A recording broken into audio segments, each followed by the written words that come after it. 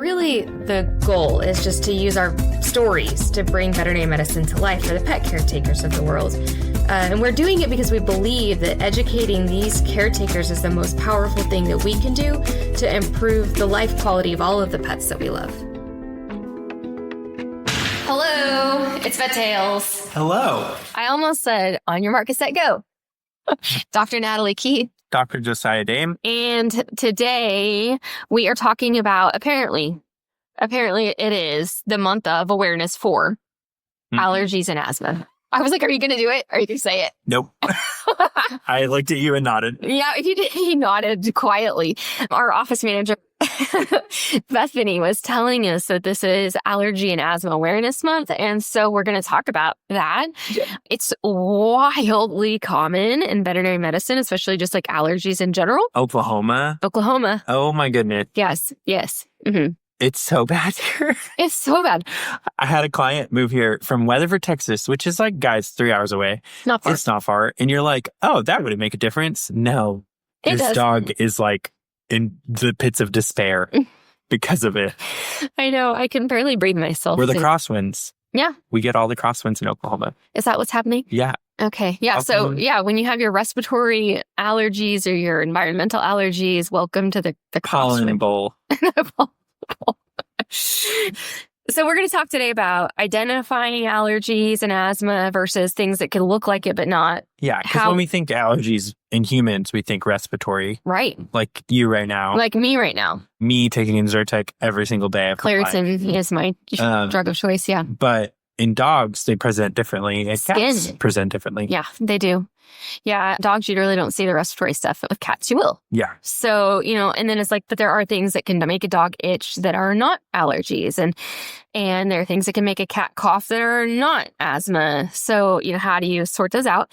And then once we've figured out what we're dealing with, how do we manage it? Because listen, y'all, if you hear nothing else out of this podcast, as the great Dr. Reggie says, listen to me now and hear me later.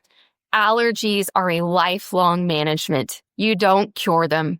You manage it. Me with my chronic eczema lesions on my hands. It's a thing. You've seen them for 10 years. Yeah, I know. And I'm always like, hey, what if you cut out like gluten? And you're like, no. Nope, donuts are for me. Anyway, so yes, lifelong management. Woo. Yeah, sometimes though, sometimes you can eliminate it, I suppose, if you can eliminate the allergen. If you're willing. If you're willing or able, like flea allergies. Yeah. That'd be a great one. Or if you have a food allergy and you are able to eliminate the food, we have a whole podcast on that, so we're not going to delve into it. Parasites are a massive allergy source like fleas, and so you just got to keep them on preventions. Heartworms. Yes. Similar symptoms to asthma cats. Yeah. And heartworm, yeah. A respiratory symptom in dogs too. Yes. Yeah. Yes. Heartworm-associated respiratory disease, or HARDS, looks like asthma, but it's actually from a parasite. Mm-hmm. So, which is how cat allergies look, is like respiratory stuff. Mm-hmm. So parasites can look like dog allergies or cat allergies. So fun. Trying to figure all that out. I love that for us. And you can have contact allergens too. So you might find that a dog is allergic to wool, and so you can't have a wool blanket or something of this nature. My dog, I love Seresto collars, but my personal dog has a contact allergy to them. So I can't put them on my dog. I still recommend them, but I have certain dogs on them. Yeah. But so contact allergies exist. And chin at me and cats, if they have, I know. All the time. And my cats have it. Get your cat, if your cat has those little blacky bumpy things on his bottom of his chin, get them a stainless steel or glass bowl and see if that helps. Sometimes it's just a plastic reaction. Mm-hmm. So think about that for a second while I remember where I'm at on my bullet list. So also we have environmental irritants, so cigarette smoke, perfumes, things that you would spray on your carpet or whatever. Cat litter dust. Dust is a huge one. Dust is a huge one. Yeah. And then, of course, your good old-fashioned pollens, of course. And again, a lot of that stuff is going to look different in the dog than the cat, except for cigarette smoke. That's just bad for their lungs across species. Yes. So they'll all have respiratory issues with that. Whereas if you have a dust allergen, you might have an itchy dog and a coffee cat. Yeah. So, and there are certain breeds that struggle more with it. All of our brachycephalic dogs have a little more issues. All Frenchies, we'll just put them on every podcast as having more predisposition to most diseases. If a Frenchie's not on HP, wait a year. Which is hydrolyzed protein, which is a... Go back to your food allergy podcast. Food, yeah. So anyway, here's the deal. We got these dogs, they're itching. The cats, they're coughing. What do? Well, do you want to start with dogs or cats? Let's start with dogs. Let's start with dogs, and let's walk our whole way through the itchy dog, and then we'll go back to the cat. Yes. So I guess the best way to think about this is a dog comes in itching, and they're red, and they're irritated, and they're a French bulldog. No, I'm kidding. That's discriminating. Let's say they're an English bulldog, just for fun. Yeah. And so we have this pet come in, and immediately the things we start thinking about is, what's the trigger? And then that whole process is going to take a second because we have to find out, why is this dog getting itchy? Why is it dealing with allergies? When is it itching? Where is it itching? Does it come and go? Yep. How long has it been going on? Did you just switch foods? Have you noticed? Did you just move from Weatherford to Oklahoma? And you haven't changed the foods, and the only thing that has changed is environment. Are we on heartworm prevention that also has, or flea and tick that is taking care of mites? Are we prone to mange? Mm-hmm. So you can kind of rule those things out. Are we hypothyroid? Endocrine diseases can lead to skin issues too. Even Cushing's can cause a really crazy skin condition called calcinosis cutis. So it's something that we think about definitely if we're not seeing a response. I think the most frustrating thing with skin patients, particularly dogs, cats too, though, when they are skin, they're more frustrating than dogs. Yes, I agree. But they just aren't as common. They're not as common. But with the dogs, it's like, okay, let's buckle up because we're going to be trying things. Yes, this is a lot of guess and check. It's a lot of guess and check. And that can get extensive and frustrating sometimes, but we just have to buckle in together to get to a solution. Yeah, I mean, there's some easy things you can do quickly. You can are there any fleas on your dog? Are there any mites? You can do a cytology, skin scrape, and we can check a thyroid level, rule out some really basic, easy stuff. And then you have to really pick a lane. Do you think it's food or do you think it's environmental? Yeah. What do you think? This is my favorite question. Oh, I love walking up to Natalie and being like, what do you think about this? Yeah, he does. I mean, oh my God, if I had a quarter every time. When you're expecting food, what's the demographic? I would say a young dog. Amen. Somewhere around 10 to 14 months. Yep. And you're all of a sudden itchy? Yes. And it's not just a rash in their flank. And it's not spring. Because, in spring, it's anybody's guess. Yeah. Welcome to your first spring on the planet. Yeah. In the flank, it's going to... Absolutely. So yeah, that's my number one poster child. But they've been eating the same purina propylene chicken and rice food their whole life. Never heard a client tell me that. They do every time they go, but I didn't change this food. And I'm like, I know. But what happens is they develop allergies over time. Their little immune systems it's like you get stung by a bee once. It's like, oh man, you get stung by a bee again and again and again. And then you start becoming higher risk for anaphylaxis because your immune system learns to respond to it. Yes. To the chronic irritation. Yep. So yes, it's terrifying. I'm sorry. I know. And then I have a kid with a peanut allergy, and that's so true. Every time he's exposed, it's worse and worse. That scares me for you on your behalf. I'm terrified. Anyway, so as far as these dogs go, they usually have been on the same food, and a lot of times they won't even be on. They'll say that they're on a salmon food, and it's well, but there's still chicken in it. I promise. Go back to the food episode on that one. So if you think your dog really has a food allergy, what is the only way to know? There's a couple ways. Well, there are a trial. I mean, food trial. Yeah. I meant which type. I thought you were saying which type of food to choose. But no, there are several foods. But food trial is the only. Food trial is the only option. You cannot listen to me. Cannot hear me later. Yes, listen to me now and hear me later. Dr. Richie said, and I quoted: "You absolutely cannot do a blood test to determine a food allergy. You just can't. Everybody agrees. They do it. They run it. They'll put it on the desensitization panel. But all dermatologists all agree it is not an effective means of deciding if there is a food allergy present or not. It has to be a food trial. Mm-hmm. So bummer on that. How many weeks are we going to be 12. One food? 12 weeks. 12 weeks. And it's everything that goes in their mouth.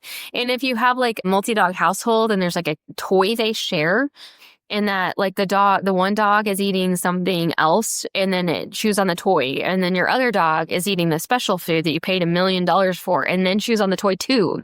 Like you can set it off. Or my favorite, it's a little bit better, but we put the chicken on it on the HP diet. And I'm like, I'm so sorry, but you've been throwing $100 away every month. Yeah. You cannot. The way I explain that to clients is like, you can't, if you're allergic to strawberries, it doesn't matter if you buy the $40 steak and have the, potato and the asparagus on the side. If you're going to have strawberries for dessert, you're going to have an allergic reaction, period. That's just it. And so you cannot give them anything but their special food trials. So it's not fun. And again, infamous food trial podcast early on, scroll way down and hear all the words on that if you suspect your dog could have a food allergy. Cats are a little different, but not much. They're more difficult. So much more difficult just for them to stick with the food trial, I think, because it tends to be multi-cat households. We don't meal feed, or it's, of course, the cat that doesn't always finish his whole bowl and he jumps around and pops around and eats it again later. Yep. Yeah. So they're tough, but hopefully it'll be worth it if that is, in fact, what your pet has. Then how are we going to trial for environmental? Oh, man. So this is tough, right? It depends on how bad the dog is. And we'll assume dogs for now, but you could probably apply some of this to cats. Cats are a little different creature, but I like to just put them on Apoquel and see if they respond. Yep. Because if they respond to Apoquel, cool. It's almost a guarantee this is an environmental allergy, especially if you've already ruled out your parasites and yada yada. Yep. The problem with that is that then the dog's going to be on Apoquel forever, or at least seasonally forever, or some version of this, like Cytopoint injections, which is another type of immune modulator that's not an immunosuppressant. So those are options. But when it gets really, really bad, one thing I want to talk about today that we've never talked about really before is immunotherapy. Yep. Which is really essentially reteaching the immune system to not overreact to a normal stimulus. Take a chill pill. It's taking a chill pill. It's like working your way through a phobia, but in the immune system. So like, hey, it's just a grass pollen. It's like, fine. We're okay. Don't freak out. Keep your histamines packaged neatly within the cells in case of a real emergency. And so that's what immunotherapy really is doing through systematic exposure. Yeah. And how do they end up deciding what they're going to do immunotherapy for? Because we talked about blood tests not being the best option for looking at what you're allergic to. Yes, because people say, can't you just test them? And in fact, yes, we can on environmental allergies.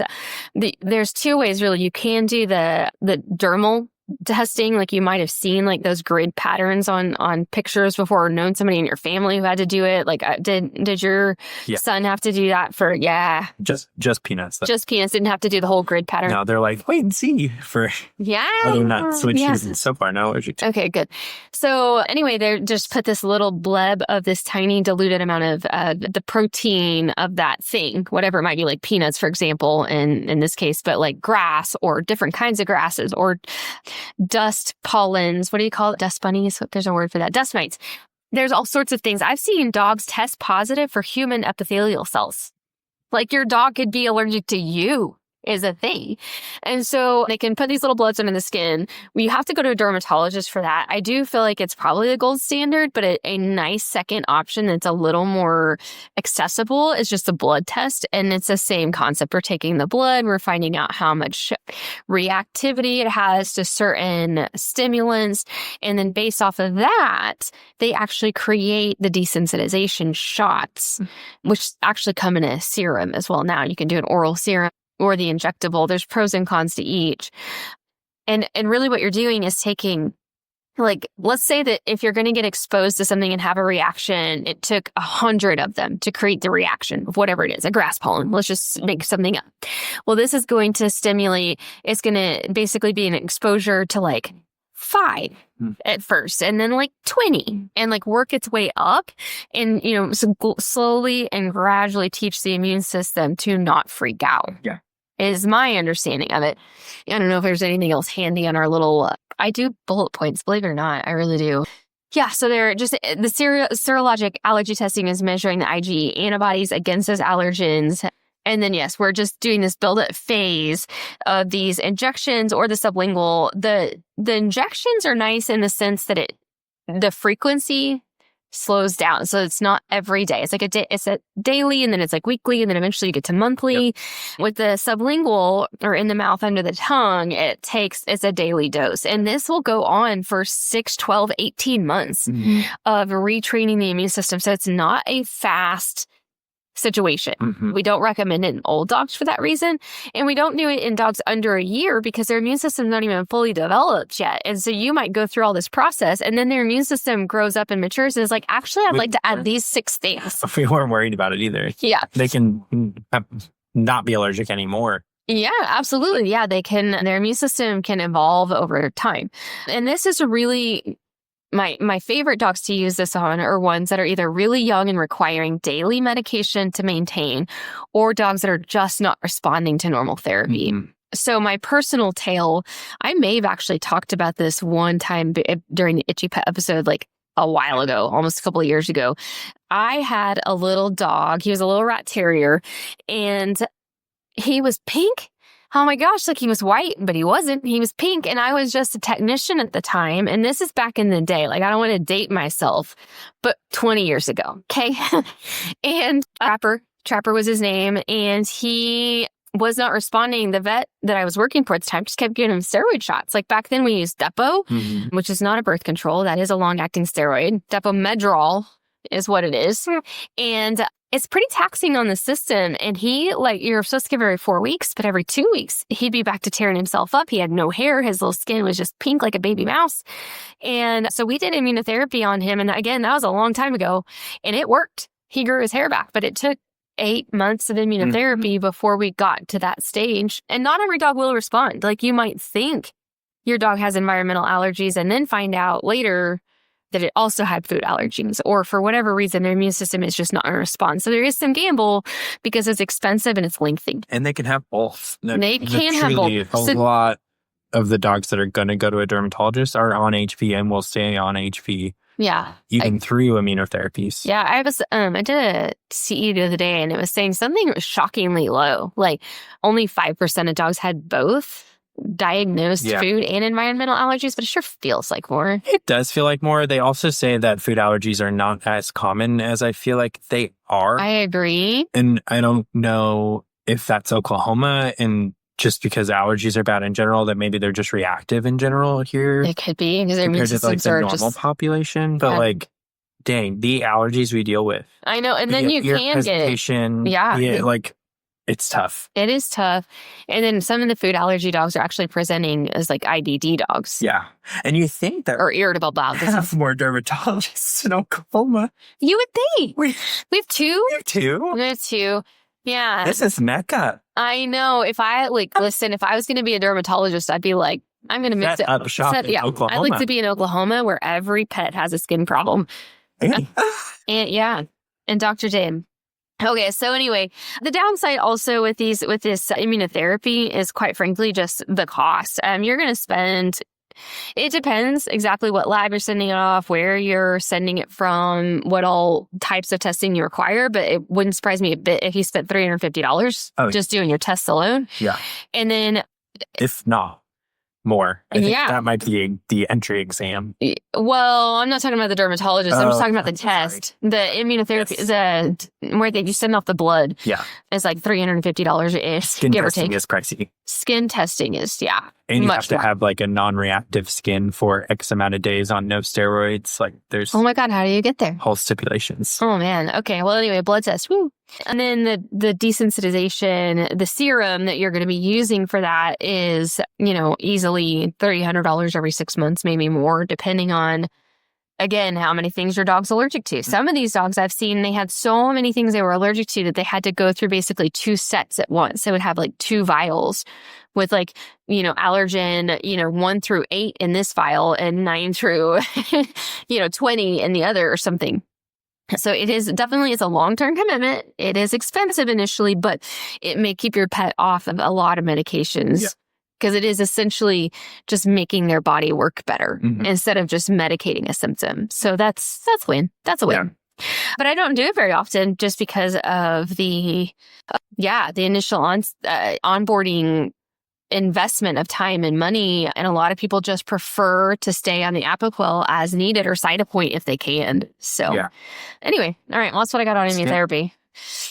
Otherwise, and then steroids, Steroids are a dog's best friend when it comes to allergies for sure. I don't think there's really anything else we need to go over on that one. Let's talk about, you want to move to cats? Yes. Okay. I know you've been really excited. Yeah. I really like feline asthma because it's rewarding. Yeah. When it's the problem. So like we mentioned earlier, HARDS is, dogs, you think a heartworm disease, we diagnose it, and end stage, it causes like a right-sided heart failure. You can obviously get a cough too. But cats, they'll present two ways typically: asthma-like symptoms, or they pass away. Yes, acutely. Death. And so you find them passed away. So something to keep in mind that obviously a coughing cat, it can be other things. It could be histoplasmosis, which is a fungal pneumonia. It could be a normal bacterial pneumonia. But more commonly, it's going to be our asthma cats who are coming in and coughing. And cat coughing is funny looking. It is. It looks like hairball. It looks like hairball. They get low to the ground. And if there was a video, oh man, I wish you could see him. Like he just shoulder shimmy like a panther. And then they stretch their neck out and like elongate it, and then they go. Yeah, or they'll it's this long, deep kind of like pushing forward of air, and people can't. A lot of times they will be like, they're coughing up a hairball, or what is going on? Yeah, that's an asthma cough. An occasional cough here or there. Probably YouTube going to ignore. Yeah, please YouTube it. There's actually a really good one of like a dilute orange female cat that does it that I pull up all the time. But an occasional cough, owners are probably going to ignore it. These are the cats that are like coughing consistently that owners are like, oh my goodness, like I'm noticing this now. So then y'all bring them in, and we always are going to recommend x-rays because we have to rule out fungal pneumonia, other pneumonias, like bacterial. We want to potentially do a heartworm test, and to look for that as a factor. And then the common presentation is going to be the typical kind of bronchial pattern that we see with asthma in the lower airways. Yeah, so it'd be bright white airways. Yes. Standing out pretty clear. No edema. Yeah. Because, heart too, which heart cats don't tend to cough, but... No, they don't actually, no. It's weird. Neither do lymphoma cats. No. Which is another reason we want to take x-rays. Yeah, we just want to take x-rays. But this is a good point to say, when we have allergy dogs, allergy cats, no matter the presentation, diagnostics are needed to get to the source of the problem. Yeah. And to make sure you're not, like, let's just say the owner's just like, well, let's just assume it's asthma because it probably is. And then you give it a steroid without an x-ray. What just happened? So then I'll see you back in about a week. And the fungal pneumonia that the cat had would be 1,000 times worse. Yeah. And we would have lost some ground. Yeah, which above all else do no harm. And so that's why we've got to rule out those other diseases, because the asthma treatments are contraindicated in the face of infection. They're like the backwards. Yeah. And so just to read straight from a beautiful peer-reviewed little thing from Dr. Laura Nath, who worked at Oklahoma State for a period of time at the small animal internal med department. She has a really great article, but feline asthma is the result of type 1 hypersensitivity to a specific aeroallergen. Fancy words to say. Aerolized allergens are causing the asthma in these cats. So things that they're breathing in. Yes. And so these cats will come in. They'll be potentially breathing a little bit quicker. They're going to be doing the cough. We're going to take the x-ray. We're going to see the classic changes. For immediate relief, oral steroids will be started. Yep. So prednisolone is usually what we do, and then we'll taper it down. Now, here's where I'm going to enter perfect world. Perfect world, we would then get you an inhaler. Oh my goodness. Inhaled.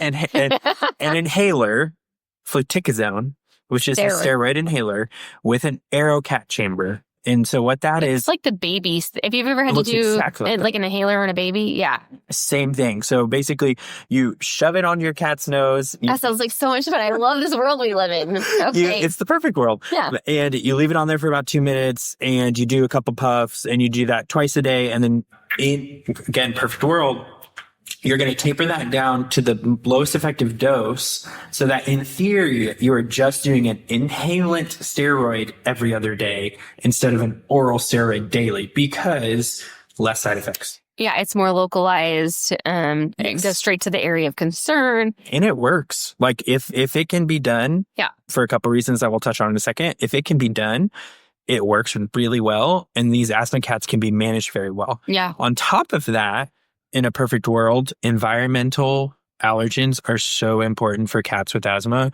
So if you have a diffuser in your home, I'm going to probably recommend you stop it. If you have aerosol sprays that are spraying every once in a while to Febreze the house, we're going to tell you to stop it. Wall plugins, fireplaces, huge one because cats love to sit right next to this. That needs to be limited. No smoking in the home. No smoking in the home. The litter box is so hard. Don't put covers on your litter box, which creates a dust chamber. And change the litter to dust-free. Yes, or low dust because it's so hard to find. Those pellet ones aren't bad. And like yesterday's news, that's a good one. It's not a thing anymore. What? That company does not exist. They still make newspaper litter, but yeah, just little compressed newspapers. Basically. Yeah. And so that's the kind of goal is to treat locally, not systemically. And minimize exposure. And they respond really well. After we kind of do that, we may recheck 2 to 4 weeks to recheck x-rays, see how it's looking, just recheck how our breathing's doing. And then again, like they kind of just do well. And it's lifelong management at that point. Yeah. And then a lot of cats do get used to the AeroCat and they do a pretty good job. Yeah. It's expensive. That's the problem. That's where the perfect world kind of crumbles. Yeah, some cats will not do the little arrow thingy. Arrow thing, they'll fight you. But a lot of owners, I want to say it's like $400 or something. The fluticasone inhaler, because you have to get a specific one, is I think $350 to $400 without insurance. GoodRx has improved that. I think you can snag them sometimes in the hundreds to 200s. But yeah, it's tough. Like, why are inhalers that expensive? It's a whole different podcast. That's a different podcast entirely. Yeah, I should probably I'm gonna stop. Yeah. But that's tough because when you think about like inhalers are super important for a lot of people and a lot of reasons, but so expensive. And our cats don't have insurance unless you did buy insurance. In which case, kudos to you because it's like $14 a month. Go to pumpkin.com, Pets Best. These are great places to start looking for insurance for your cat. Before they have the symptoms. Yeah. Because then it's pre-existing. But in theory, if we cannot manage financially with that inhaler, then we will do an oral long term. Like that is something that we will totally do. Sometimes bronchodilators are also needed. So that would be like your albuterol inhaler. Yeah. Those can be utilized. Most of the time, though, they respond really well to fluticasone. I just feel like steroids. In some cats, it's seasonal. Like they just really need treatment for a couple months of the year. It makes it a little easier for both ends, like either to afford the fluticasone or to, be okay with the idea of giving steroids orally. At least you're only having this for 3 months of the year instead of 12, especially if it's, not from smoke or the fireplace or the plugins, if it's like a true seasonal allergy. Yeah. My cat will cough on occasion. I think it's the litter box. I had my cat of many, many years, which she's been gone for like 6 now, which is kind of crazy. But he had asthma, but only for like 2 or 3 months a year. And I noticed it actually got less intense as he aged. So or maybe it's when we moved. That's probably what it was. It was when we moved from Stillwater to Shawnee is when I started noticing it less. So it was probably environmental. Really. And it was seasonal. So that makes total sense. And they do not do immunotherapy for feline asthma. Yeah. I was reading that they're starting to do some studies that are promising where they're looking into immunotherapy, but also fish oils. And they were saying that the anti-inflammatory effects of fish oil. So I try to drop this in every episode. I have become a fish oil fan lately. I've been a fan myself. I've taken them for years. I had a doctor once that was like, "You're gonna feel so much better if you do this," and I was like, "I don't believe you," but I did it anyway because I'm really compliant. But in my head, I was like, "I don't believe you," and within like 1 month, I felt a little bit better. Within 2 months, I was a lot better. And within 3 months, I was completely off of taking any anti-inflammatories. Yeah. And so it changed the way I saw them. And then the studies that they have shown for joint support. Yes, it's crazy. But now they're doing it for feline asthma, which makes total sense because it's a natural anti-inflammatory. Mm-hmm. So why not? I can't think of a reason not to. Yeah. The other thing I just really want to like drive home about feline asthma is there is not a specific test that confirms it. No. So it's just like, okay, so we rule out the heartworms, which, doing an in-house heartworm test snap is really not the end all be all. Like if you really think it's going to be heartworms, you're going to have to send off for heat fixation. Yeah. I think our test is antibody, and you should also do the antigen in combination with, or vice versa, whichever one. But yeah. Yes. You're supposed to do it in unison with both. Agree. And then, you can have, I guess, other diseases in general that might cause coughing, but really you're looking for this consistent history between clinical symptoms, testing, and lack of other diagnoses. Yeah. And then you treat for symptom relief. And if the symptoms go away, then you did your job. Yep. So anyway, okay, cool. So I think we're at the end. Those are the two things I really wanted to hit was dog immunotherapy and cat asthma. So I'm going to just wrap up with a couple of things that I wanted to point, and then I'm going to ask you 3 questions. Okay? Yes. 1, if you have a pet that has any of the symptoms we were talking about, keep a journal notating when you see the symptoms. Videotape the coughing. Videotape the coughing. Document this stuff because our minds are tricky and they will forget things. So we can distinguish between seasonal versus year-round allergies. We can tell a lot by the type of cough, those types of things. So document. When to seek emergency care for respiratory distress. Yeah. Go ahead. Open mouth breathing in a cat. Absolutely. Emergency. Yeah. And 100%. And then the abdominal effort is an indicator, especially like even with a dog, we're not really talking about their respiratory diseases, but if you have a dog that's breathing fast or a cat and you're seeing that abdominal push, this is not something you want to dilly-dally on. Those are really my 2 big points that I wanted to make. And I've got 3 questions. Who is this? This is the same 3 questions we're going to ask at the end of every podcast. Yeah. Okay. Who is this podcast for? This podcast is for the owners with itchy pets and coughing cats. That's it. That is it. That is it. And what should they be taking away from this? You should be taking away that if you're noticing these symptoms, start to catalog that and reach out to your veterinarian, be that us or somebody else, if you're in a different state, and reach out to them and tell them, hey, I have some concerns. Yeah, absolutely. And be prepared for the long haul. Yeah.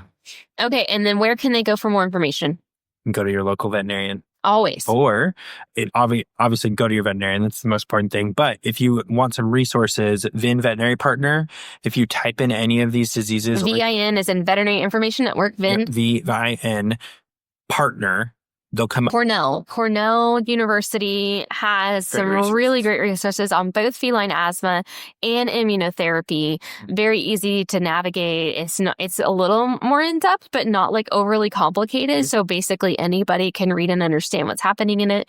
It's a great resource. Cornell has an outstanding vet school. And the clinician's brief is what I was quoting. That's where Dr. Laura Nape's article is posted about asthma. Yeah. Clinician's brief is for clinicians. And so it is a little more technical.